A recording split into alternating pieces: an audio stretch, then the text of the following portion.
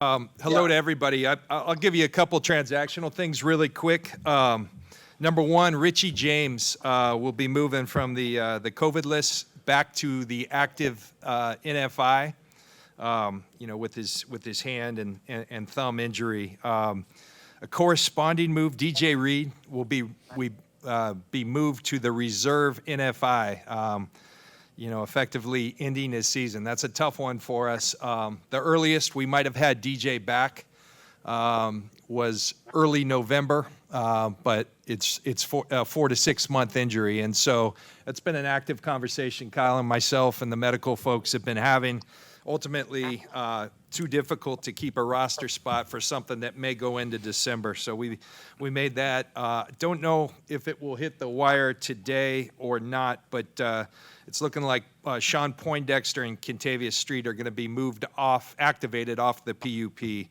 So they'll be on the regular active roster. And finally, I think it broke that we are very excited that to have agreed to terms with Jordan Reed on a 1-year deal, and very excited to continue to add quality people and quality players to our team.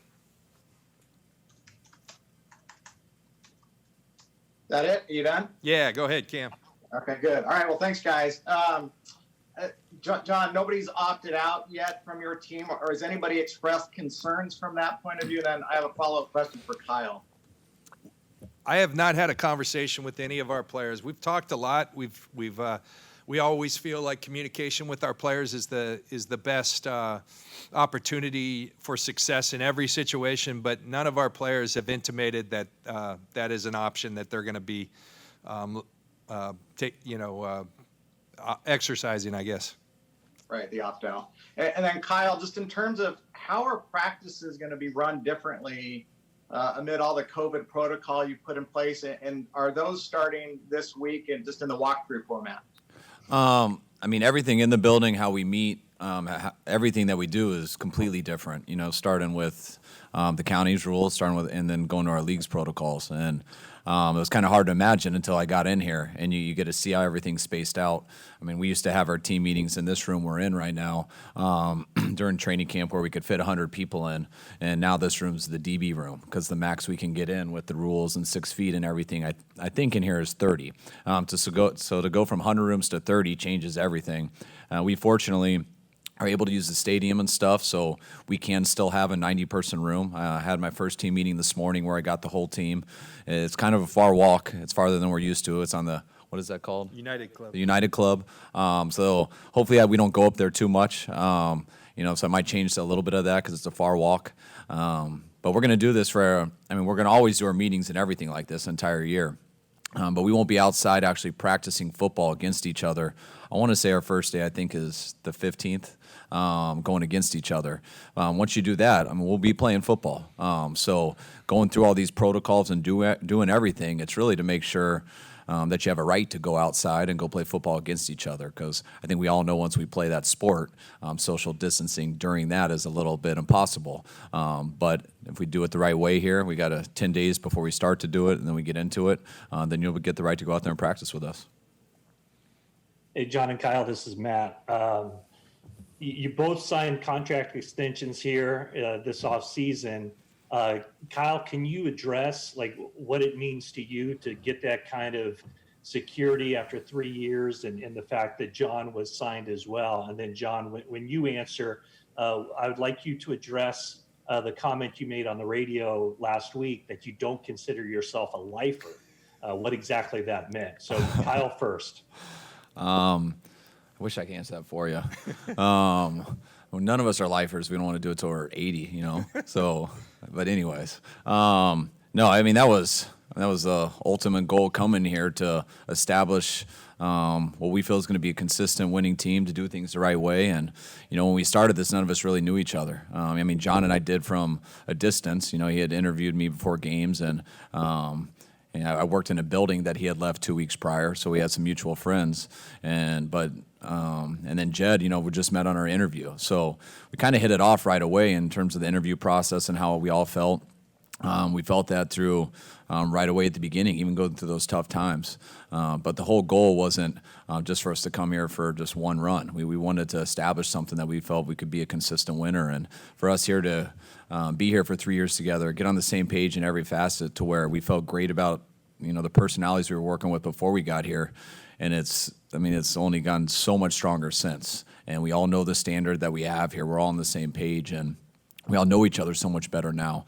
And then to be able to have an owner, and starting with Jed and to his whole family, that we all know each other, we know what we're dealing with, and be able to do contracts from that standpoint where we could set up the best for the future of this franchise, for Jed, for myself, for John, and really to do it now after 3 years of really getting to know each other. It made it a lot easier and a lot more fun than it was 3 years ago. Yeah, and I would just say, echo Kyle's sentiments that it's an extraordinary commitment from the York family, and we're very grateful. We really like what we're doing. We love coming to work each and every day. We believe in the culture. Returning this place to the 49er way of doing things in the right manner, having guys that are the right kind of guys both on and off the field. We feel very good about where we're at. We said here on day one, we're going to put together a roster that will make you proud and that will compete for championships. And I think we're there.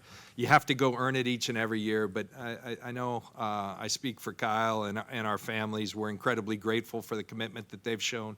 As for, I kind of come from the old school, Matt, and sometimes I get tripped up because sports radio used to be kind of off limits. You could talk in almost a free zone, and what you said on there, sometimes there's context.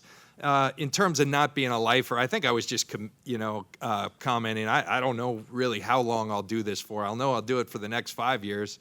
I'm having a blast doing it. I love, as I mentioned, coming to work each and every day. And, when I said that, I kind of said, oh, no, that's going to become a story. And really, there's nothing to it. There are things in life that, my wife has been tremendous. Well, I played for 15 years and then traveled for broadcasting. But she loves this, and they're a part of it. So everything's good right now. I kind of live in the moment. And, that's nothing really to that comment. I'll tell you, Matt, it was a huge accomplishment in our house to where it didn't hit me until we got it, and my wife, but she joined this when we got married when 25. But I never lived anywhere in my life longer than 4 years. I've tied that a couple places. Did it once in Houston, did it once in Washington. My dad coached in Denver for a long time, but we moved back there 3 different times, getting fired and rehired and stuff. So hopefully with this, my family kind of celebrated a little bit because first time I told my kids, depending on how this year goes, but I feel like we're going to pass the 4-year mark after that, and that was a personal accomplishment for us that the Shanahan household was happy with. Hey guys, it's Nick here. For John, I'm just curious if there's any update on the George Kittle contract situation, and are you guys working with any sort of time frame or deadline that you're trying to get something done by? Well, good question, Nick. We're working diligently. I can tell you that. I'm not going to get into time frames. We are working diligently to come to a resolution. I've been on record saying what George means to this place. I think I'll turn it over to Kyle. I had a nice opportunity. The only thing I'll say, to visit with George today, and I know Kyle did as well, and that's what you welcome. And we've tried to be respectful of the agent-player thing, but it's always nice just to talk with the player. And I think there's a great understanding that we're in this thing together. We're partners to try to get something done because it makes too much sense not to.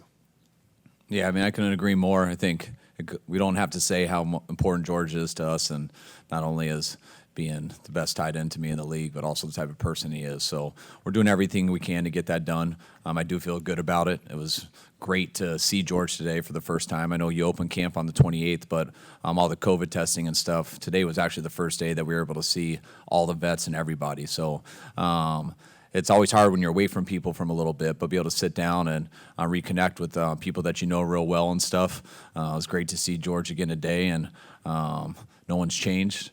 And I feel really good about this going forward, and feel very optimistic about it. So hopefully something will happen sooner than later. Not too concerned about it, though.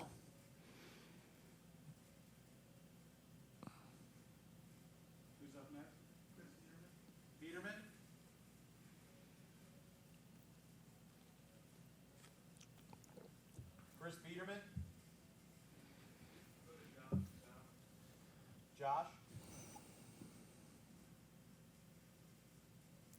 Unmute.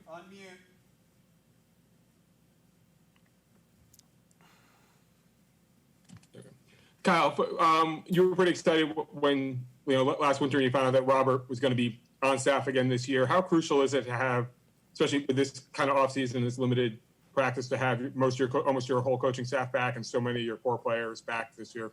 I think we're all going through this for the first time, so you find out as it goes. But it's definitely a lot more easy on your anxiety when you can't go in and you can't meet with the players except on Zooms. And you kind of got the same group. We've added a few different guys player-wise, and we have added a couple different coaches. But the foundation of our team, and especially our defense there and our defensive coordinator, and that hasn't changed.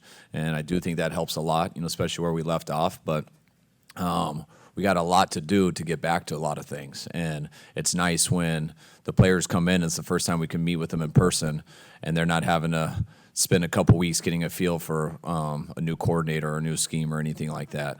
We feel like we got a lot of unfinished business, and we got to get to work a lot before we even get to a lot of that stuff. We got so much work ahead of us, and it's real nice to get to that right away with our staff. Hey, Kyle, Jennifer Chan. Does it make it much more, I guess, much easier to deal with in regards to George Kittle that he has that open line of communication, as opposed to maybe different contracts that came up earlier in the off season? I hope everyone feels they have the open line of communication. I think it's a very fine line between coach and player.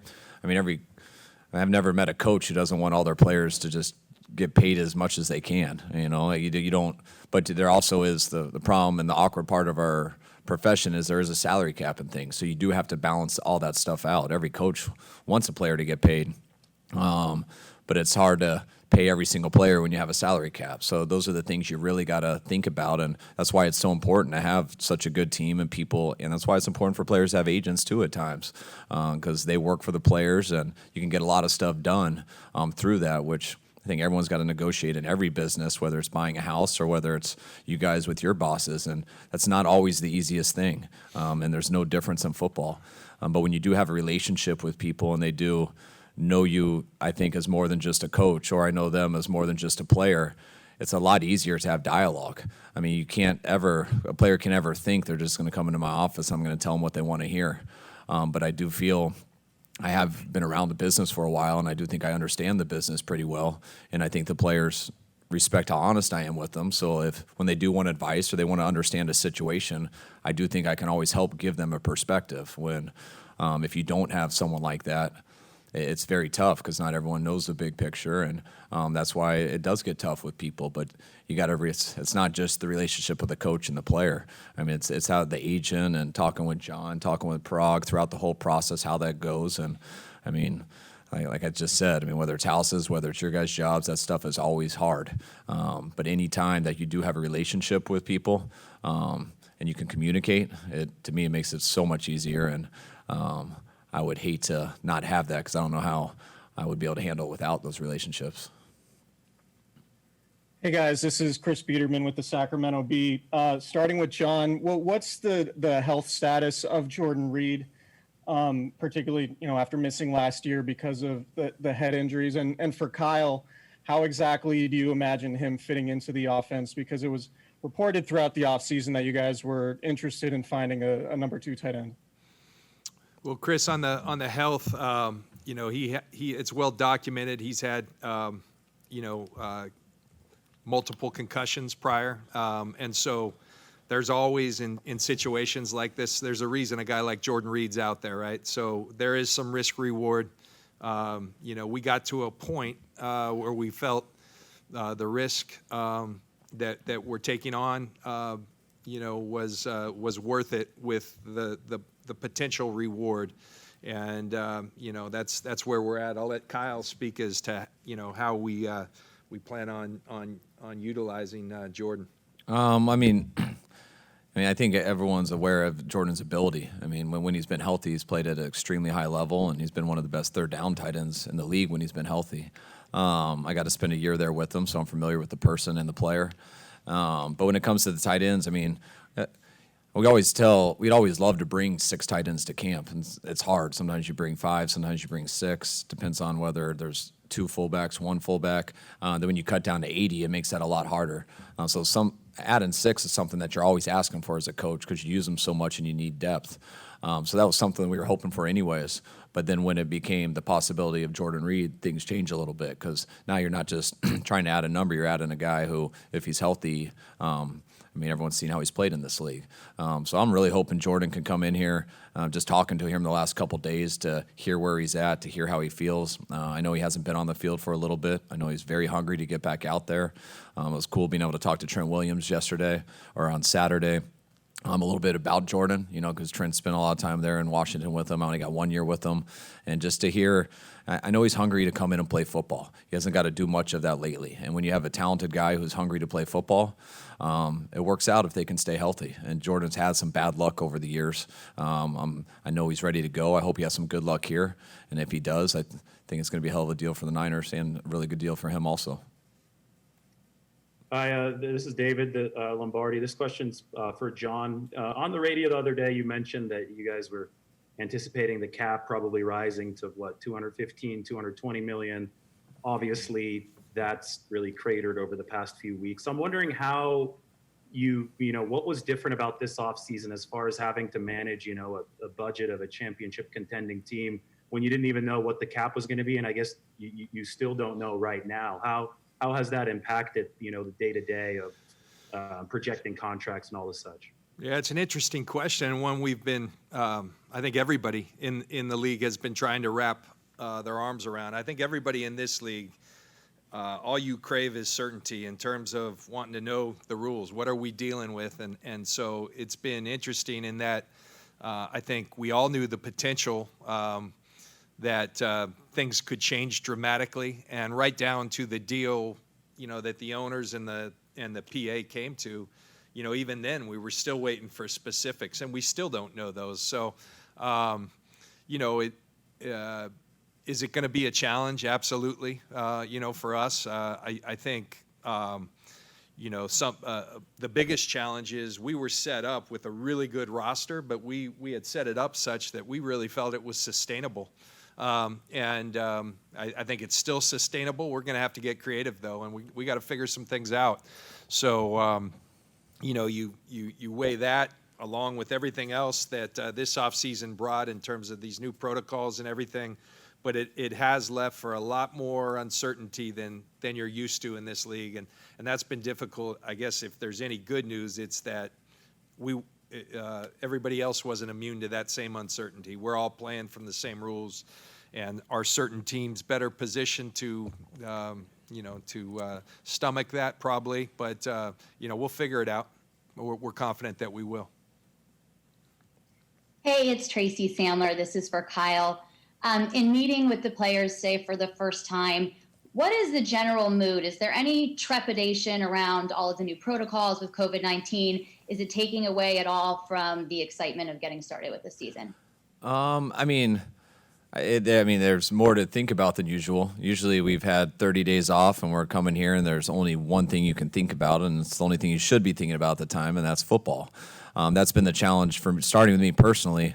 I've been telling everyone, the first 2 weeks I came back here, and whether it's trainers or medical guys or personnel department, whatever it is, every question that they ask the head coach, I've told them usually this time of year I'm extremely confident in whatever answer I give, whether it's right or wrong, but I always feel pretty confident because it's just so predicated on what I think is the best for our football team in terms of football.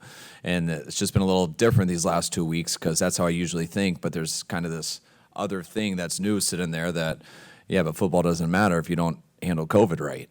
And so I've never said I'm not sure in the last 2 weeks as much as I have because of certain things like that. And I think that's what we're kind of all trying to implement in. And man, this is the first time we've really got to see all the players in person since the Super Bowl. And I start getting ready for stuff I want to talk about football-wise, and it's going to be I probably never stop. There's so many things I want to talk about. And today's the first day back. But today, because of all the stuff you ask about, today was mainly just addressing those concerns, talking about COVID. I know before I got here, I was a lot more nervous, not just how can this work out? I know what our office looks like and I know what we do, like how can we social distance? And I had a lot of skepticism before I got here. And then when I did, each day it got better and better. And then you start to see the protocols and you just get so much more optimistic of like, all right, I get how this can work. It doesn't mean it's going to be easy, but I get how this can work. And that's kind of what I just shared with the players, that they've been off and on here. We hadn't been able to be with the coaches and stuff. But that's kind of what I just talked about, and to show them what we have ahead of us when we're allowed to practice against each other. And when we do, that's August 15th. And that day we're really going to only have about 15 practices before week 1. And you can't go full pads every single day. I think we're allowed 14. There's only about a total days of 15. So I don't know how many we're going to get in, but it's not going to be what you're used to. But that's when we're going to really start hitting it hard, where we have a 10-day deal right now where we're social distancing, lifting, conditioning, getting prepared to really compete. And that's what's different than every other aspect. So I'm trying to slow it down a little bit, focus on COVID, things like that now. And I know as it starts getting into it and we get closer to practicing against each other, then a lot more football stuff will come in. And Tracy, Kyle, I'm sorry, Nick, just piggybacking off Kyle, I think it's deserving that so many people have played a huge role in getting this place ready for our players to come in. And you think of like Al Guido's leadership at the top.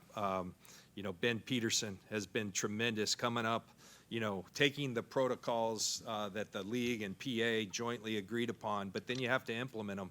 And our commitment from the start was that we were not only going to adhere to our county, Santa Clara County's, own protocols, to our states, to the leagues, but we were going to go above and beyond that, and really could not be more pleased. And it goes beyond. You could continue Steve Risser and Mike Slapp and all the people that have played a role, Harpreet Barzan, and so many people have been working their tails off to equip this place such that our players feel comfortable and their families feel comfortable and our staff feels comfortable. And I know I speak for Kyle when I just say how appreciative we are of their commitment to that, and to our ownership's commitment to do whatever necessary to have this be the best possible environment. Does that assure us of anything? No, but it sure allows us to mitigate any risk, and we're really proud of what they've done to do just that.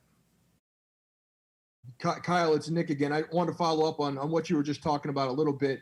I know there's only so much you're allowed to do, and obviously you don't tackle to the ground and things like that during camp anyway, but are there specific adjustments that you've had to make just in the day-to-day practice operations of what you're planning just because of COVID or anything like that? Yeah, there will be. Huge adjustments to the meeting schedules and stuff, and just the rules with what we're allowed to do right now. Once we get into normal rules of what I say, where it's training camp practice, where we're allowed about 2 hours of practice, then a 2-hour walkthrough, and we're allowed to go against each other.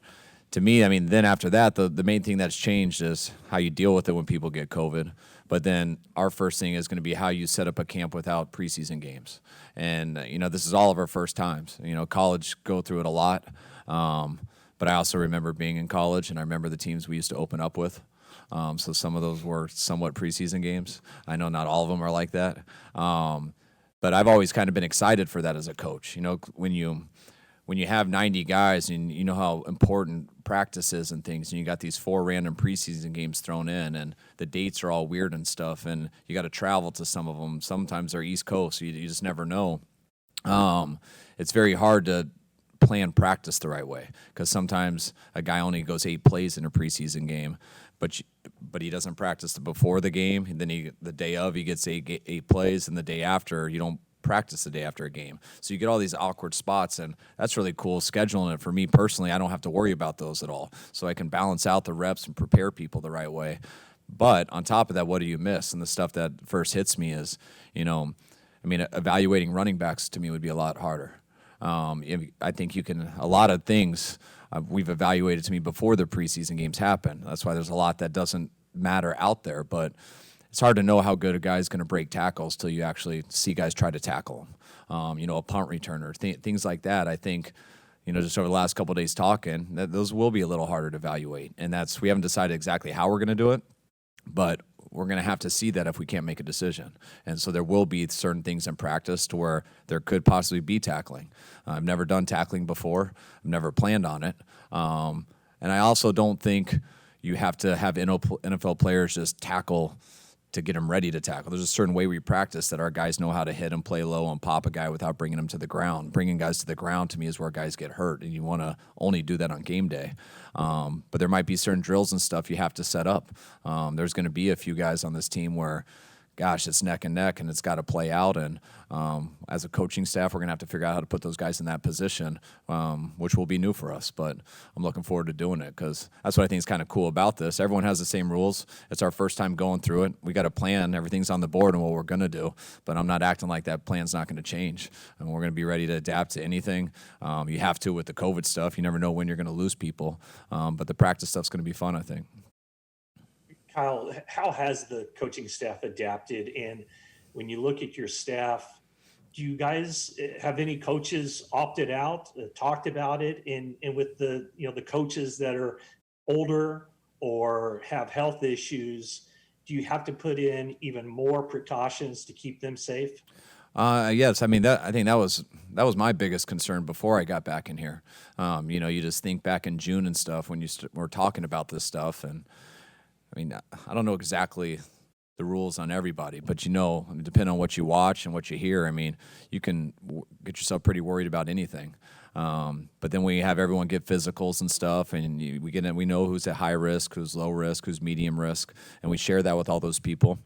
And people I talked to on the phone back in June and stuff, and you want everyone to know that there's no right or wrong answer. It's what you're comfortable with. I compare it into when someone dies, people deal with that totally different ways. Some people want to come to work the next day. Some people need to get away and grieve. But that's up to the individual. And I kind of see that in this situation too. And I know John, Jed, everyone, I think we all feel the same. But when we got back in here, I think that eased a lot. A lot of the guys who did have high concerns and guys I had a lot of concerns for, they felt a lot better once they talked to their doctors before they come. I mean, if the doctors recommend them not to come, they want to be here. So the doctors have to recommend them first, and then they give those risks. And then the guys, they know there's not pressure. We'll work through it and figure out what we can do based off they feel. We've been here for a couple weeks with coaches. Players are coming in more. While we've been here, guys have felt better and better each day. So I do feel so much better with that than I did in the past. I think one of the coolest things that we did learn in quarantine and being away that I don't think any coaches could have comprehended before that is how much you can get done virtually. If it did happen with anyone, especially like an older coach or something like that, it would be tough to lose them on the field and things like that.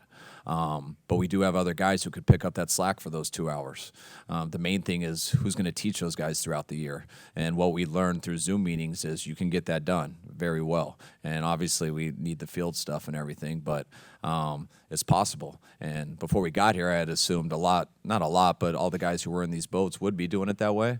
And after being in the building, I think those guys feel there's a chance for them to be in here a lot more than we anticipated. This is going to be our last question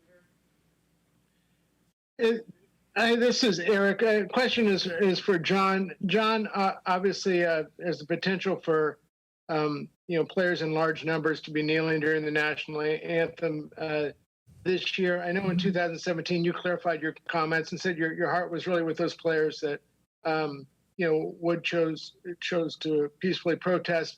Obviously, so much has happened in the last 3 years, in particular since George Floyd was killed. I was just wondering, I know there was a lot of conversation among the team and everything during the offseason. Kind of where are you with that, and just what have your thoughts been as a general manager and just as a private citizen?